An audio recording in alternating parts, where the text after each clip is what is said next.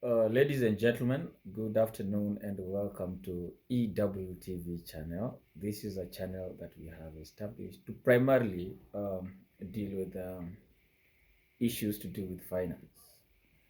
I've been asked questions, number of my clients, friends, and people who have come to closely associate with me have uh, asked me a number of questions, and that is what informed my establishment of this channel.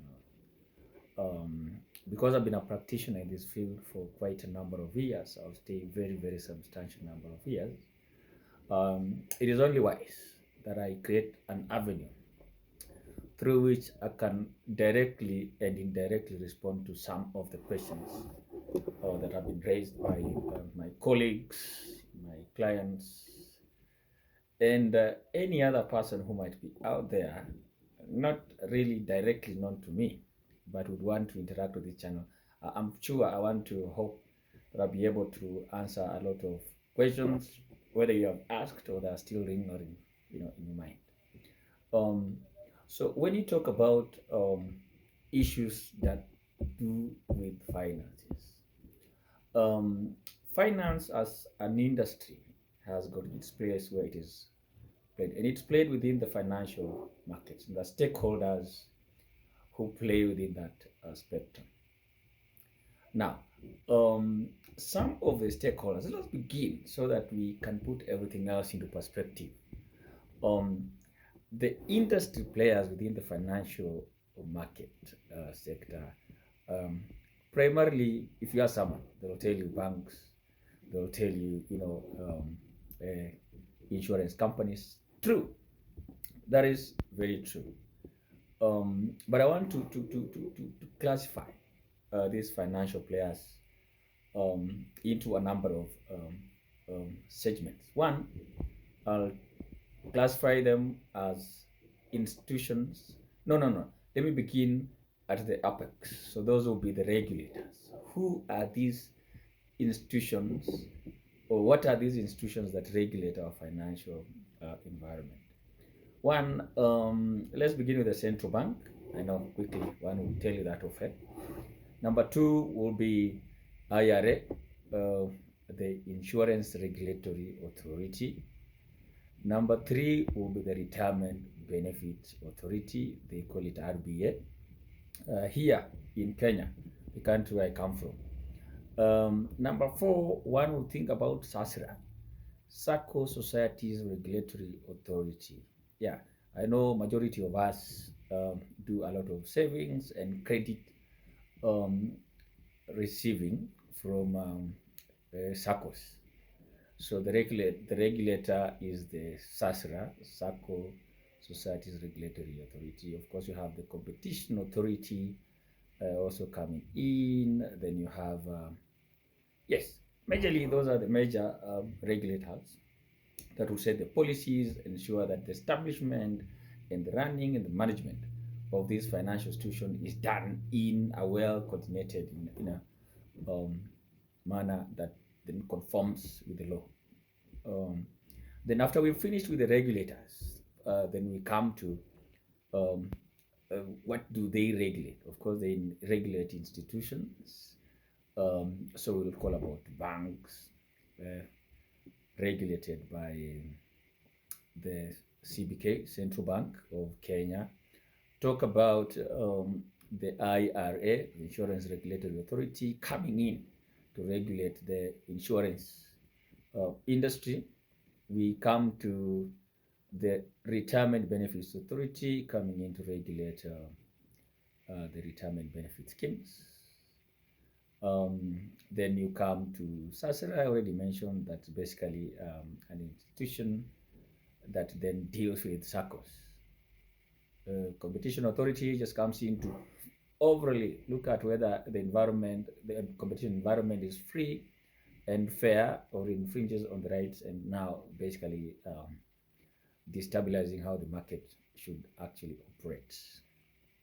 Now, once you've been finished with these institutions, then you come down there. Then now you find now individuals who play within these, or entities that play within these financial sector. That's where you'll find me and yourself, as individuals, businesses. Then you'll find um, government itself uh, as a player in these financial. Then we have NGOs, non-governmental, entities, also play a very big role in. Then of course you will get some, international players in this field, as will come into the IMF, the World Bank, um, and all sorts of that. So having understood the industry, the players in the industry, um, and remember what I told you is that I want um, to to tailor make this channel to basically deal with those simple questions my clients have been asking. So for today, I have lined up one topic, and that is the Nssf contributions. Um, I know majority of people have been complaining, thinking that this is a product that has been made, or a government policy that has been directed um, to formally employed people, those people who are in what you call a white collar jobs. Not necessarily. I just want to begin by giving you a brief history of the Nssf. Um, Back all the way to 1965, um, what you call the National Provident Fund was established, basically to deal with the issues of workers and their retirement planning. Obviously, the coverage, the scope, the what I call the adequacy of the savings was way uh, to what one would call adequate, way away from what one would call adequate savings. So it has been going through a changing phases, transformational phases. So in 1987, Nssf now was born. In 2001, somewhere there, then, because of issues, government spending a lot of money on people who had left, on the aging population, um, then an idea of transforming it even further um, was born. So in 2013, a new Nssf Act was enacted. It is commonly known as the Nssf Act of 2013. Like I mentioned, there are so many players in this financial industry sector, and Kenya being a very, very actively leaky a country where a majority of Kenyans know their rights. A group of, or a number of organizations went to court to litigate. So it was found that during the formation of this NSF, during the establishment of this NSF Act of 2013, some processes, legal processes, were not either followed, skipped, or uh, there were legal hurdles, basically. That's what I mean, if you understand what I mean.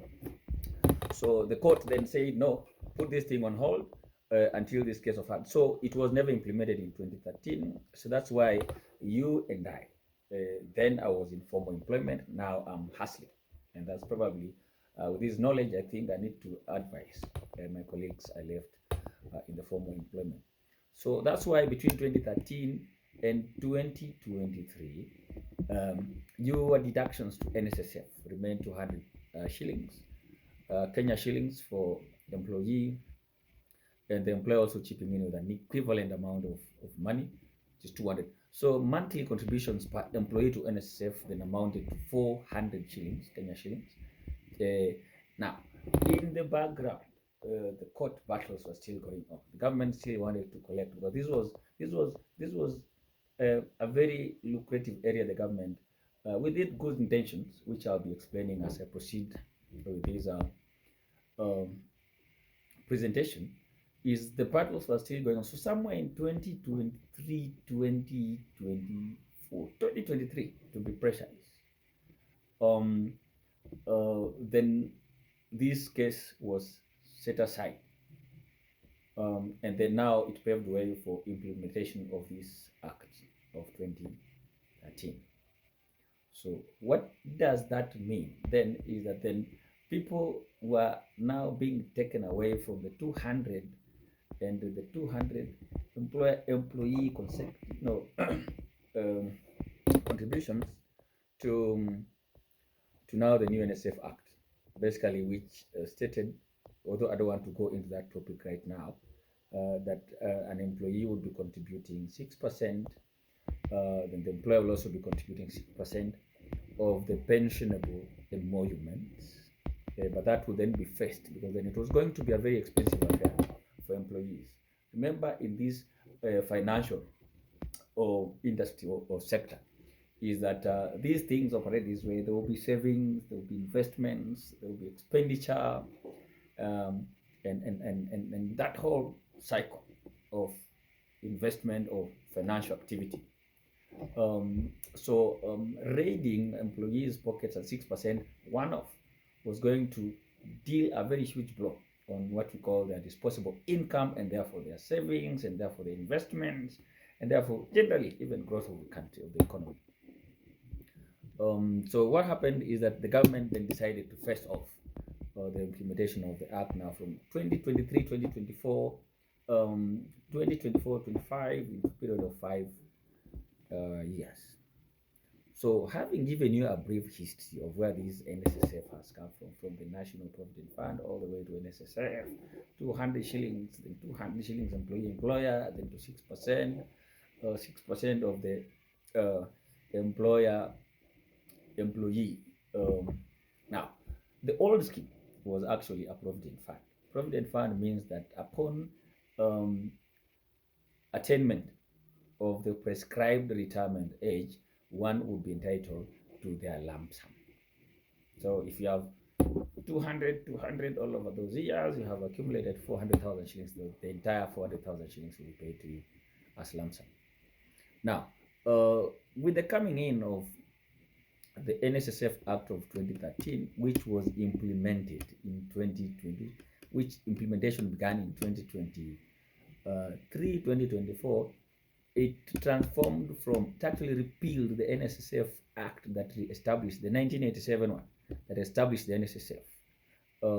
So then came into being a new animal called the Nssf Act of 2013, which is now not a provident fund but a pension scheme. Now, just to make some clarity on that one, on the establishment of a pension scheme, is it the Nssf Act of 2013 actually establishes two funds. One is a provident fund and another one a pension fund. Now, let us quickly deal with the provident fund. Provident fund is basically a fund that was created, which still remains as a provident fund. In my next episode, I'll be talking about what is a provident fund and what is a pension scheme. So the fund was actually to accommodate those people who are informal kind of employment, primarily voluntary contributions into this state fund. For the pension fund, this was primarily established to deal with those members who are in formal employment and those members of this repealed Nssf Provident Fund. So if a member of the old Provident Fund, then you automatically come into this new Nssf pension fund. One would ask me, why did you not deal with this question in 2013? I've told you the reason why. There were court battles, so this was put on hold, so it was never implemented. So also put it under the shelf, waiting for its implementation. Why I did not deal with it in 2023, I'm dealing with it in 2025, is that probably the span of that span between 2013 and 20. Let me take some sip some water to clear my throat.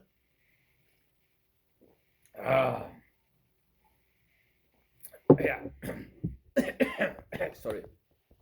The span between 2013 and 2023, my assumption was that members of the public had gone through the act and had actually understood it very well. But I've noticed that even with the efforts, pension administrators and the fund itself, the Nssf and RBA, the effort they have put out there to ensure that this information, clarifications about this whole thing, gets to the public, majority of our people haven't understood it.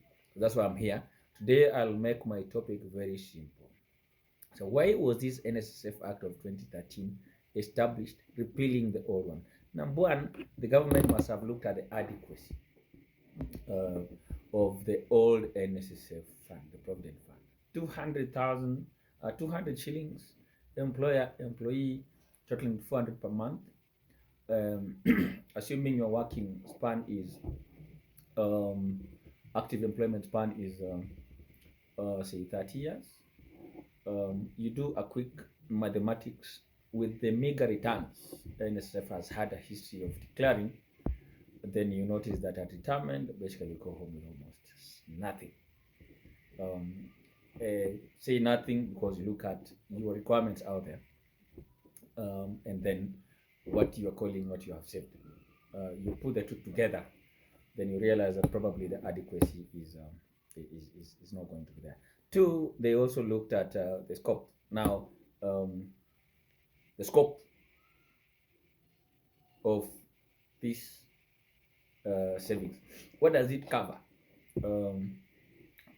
Now, they have expanded the scope. Remember, the old Nssf fund is that the only thing that you're going to get from that fund upon retirement or attainment of your retirement age was what you have accumulated in your provident fund.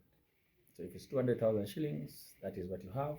You're paid that 200,000 shillings, then you vanish. You go home with that 200,000. This one has expanded to include more benefits in it, and I'll be talking about those benefits as I proceed with my presentation. Number three, we have looked at the number of people who are covered under the old Nssf. So this one has put in place some mechanisms to ensure that it covers as many Kenyans as possible. So what are some of these benefits under this Nssf Act of 2013? Number one is obviously because it's a retirement scheme. So benefit number one, without even thinking, would be retirement benefits. So upon retirement, obviously number one, you are paid your retirement benefits, what you have accumulated in these retirement, Nssf retirement, in this pension fund. Remember, we had spoken about the provident fund and the pension fund. So I want to focus mostly on those people who have who are members of the pension fund. So upon retirement, either early or normal retirement. Normal retirement for this state fund is 60 years of age. So when you hit your 60 years, you come and make a claim, then you're paid your retirement benefits. Now, during the establishment or in the establishment of this pension fund or this Nssf Act, contributions to this fund have been divided into two. One is what they're calling tier one contributions, and two, tier two contributions. So there are two tiers of contributions. Tier one, they have defined it as contributions up to the lower earnings limit. Lower earnings limit. Without getting into the jargon, the lower earnings limit basically is an amount that would be yearly be declared by the CS in charge of Treasury and Finance. That is the average, earnings. So that amount will be declared or gazetted by the CS in charge of Treasury. For purposes of this presentation, I think year 2023 it was 6,000. Year two has been, year two was, remember year one is 2023, 2024. So year two is 2024, 2025. Beginning January to February to January. So January to February. So we are into year 3, which actually began of February of 2025, that runs to end of January 2020,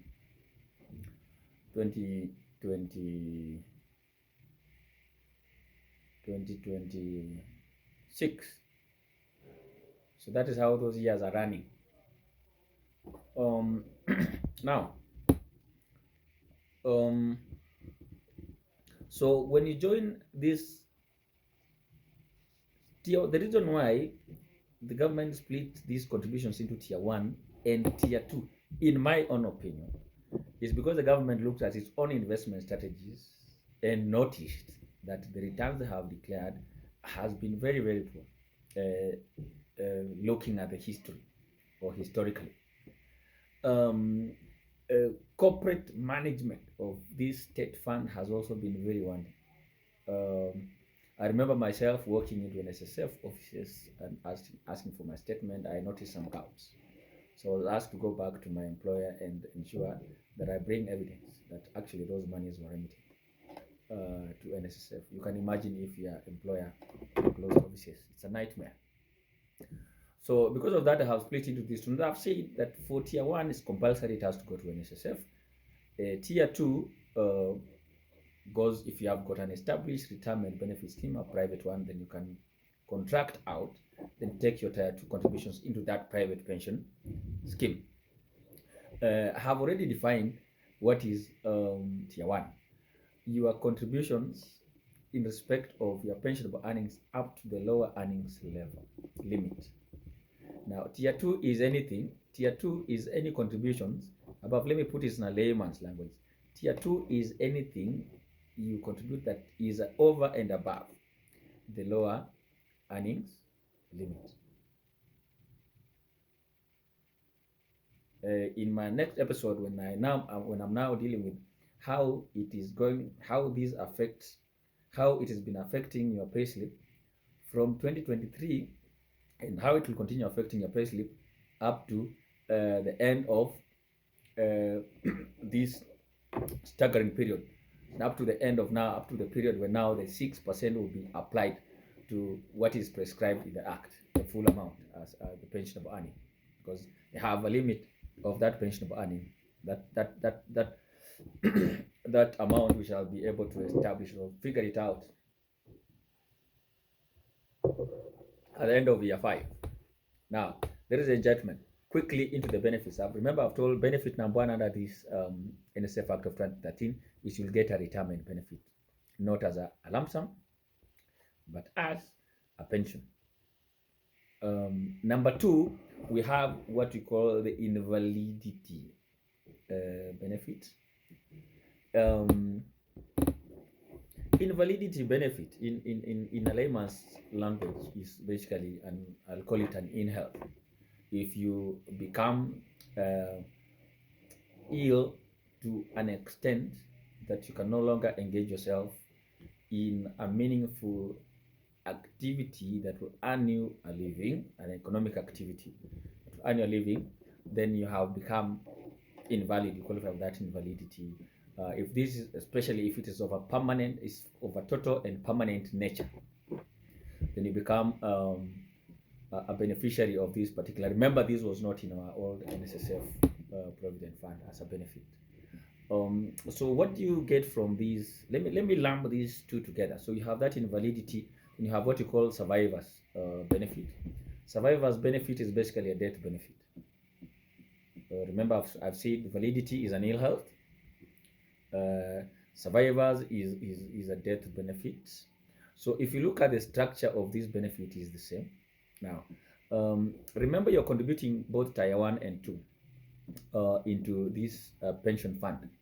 Now, if in that unfortunate event that you expire, I don't like using the word die, although I know at some point all of us will follow that route. In the event of that unfortunate event that you die or you expire, or you become totally and permanently or disabled, impaired, or let me call it what, whether mentally or physically, you are now not able to continue with a meaningful economic activity that earn your living, and also you qualify. Although this will be subject to scrutiny by the trustees of the board of trustees of the Nssf. But then, if you've been a member, remember you have made your tier 1 and 2 contributions. Now, one is that you'll get your tier 2 and tier 1, what you call your pension fund credit. So that is what you have accumulated, no question about that. That one, you're entitled to it, should be wired to your bank account. But because of the scope of the benefits, the expansion of the scope of the benefits into this fund, then your tier 1 contributions, besides what you have accumulated in your pension fund, your tier 1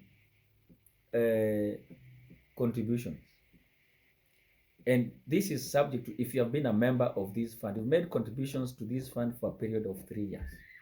A period of 3 years is basically you have made consistent contributions of 36 months.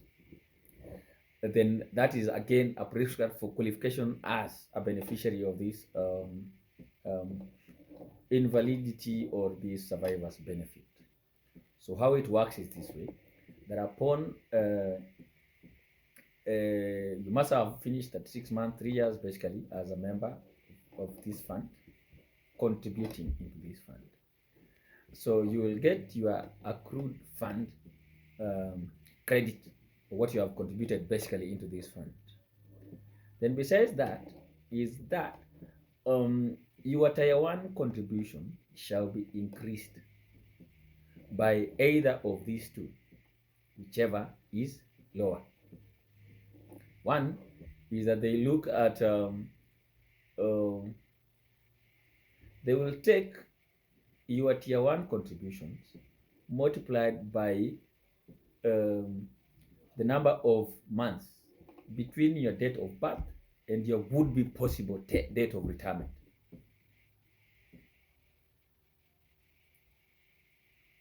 So someone will look at, you have died today, how many months are remaining to your date of retirement if you had not died? Say it is 70 months. So 50% of that, your tier 1 contributions will be added to your actual tier 1 contribution. So if I have 90, for instance, months to my retirement, then a quick mathematics will show that 50% of 90 months in my tier 1 contributions to the fund is, say, 2,000. So take my 50% of my months remaining to retirement between my date of demise and the actual date of my retirement. So 50% of that multiplied by my tier 1 contributions, add it to my credit, my fund credit that I've accumulated up to that point. I hope that is very clear. If you have any question, I'm sure you can come back for clarification. So basically, your fund credits, what you have contributed tier 1 and tier 2 up to the point of death, put that aside. Then take your tier 1, multiply it by 50% of the number of months remaining to your retirement, or 90 months or 90 months. So basically, we're looking at two things, whichever is lower. 90 months to retirement, or 50% of your benefits, of your monthly tier 1 contributions to retirement. Invalidity benefit, same mathematics. Must have been a member of this pension fund for at least 36 months, which is 3 years. Now, if you become totally and permanently invalid, then the calculation, the mathematics is the same. What you have accumulated up to that point, when you become invalid, set it aside. That is a benefit that has no question. It has to be wired to your account. But then you look at which one of these two is higher. 50% of your months to retirement between the date of invalidity and actual date of retirement, 50% of those months multiplied by your tier 1 contribution, monthly contributions, to 90 months. Which one is higher? So whichever is lower, that is what is then added to your benefit. So that is tier invalidity benefits. Under these benefits, you have what we call immigration benefit. To immigration benefits, if you're moving to a country where we have got no reciprocal agreement, um, then what you have accumulated in your fund also will be calculated and paid to you. Now, this is interesting one, the funeral grant. If you have been a member of this fund for a period of 6 months, so you have made your contributions into this fund for 6 months and above, and unfortunately you die while you're still a member of this fund, then you have what you call a funeral grant. An amount of 10,000 shillings is payable to either the wife, the husband, children, or people who are believed to have been reasonably taking care of you before the point of your demise. So the benefits we have said is a retirement benefit. There's what we call the survivor's benefit. There's what we call the invalidity benefit. Then you have what you call the immigration benefit. Then you have now the funeral grant benefit. So ladies and gentlemen, for today, I want to stop there for this episode 1. Episode 2 is upcoming in a day or two. So I want you to digest what I have talked about. So that is how we have expanded. So when I come back next time, we are now going to deal with the retirement benefit, where now we talk about tier 1 and tier 2 and how it's affecting your salary. Ladies and gentlemen, have a very, very good afternoon. Once again, I want to thank you for viewing EWTV, a channel that is going to ensure that your financial issues, questions, concerns are very much simplified all around dealing with investment, savings, incomes. Ladies and gentlemen, thank you very much and have yourself a very, very lovely afternoon.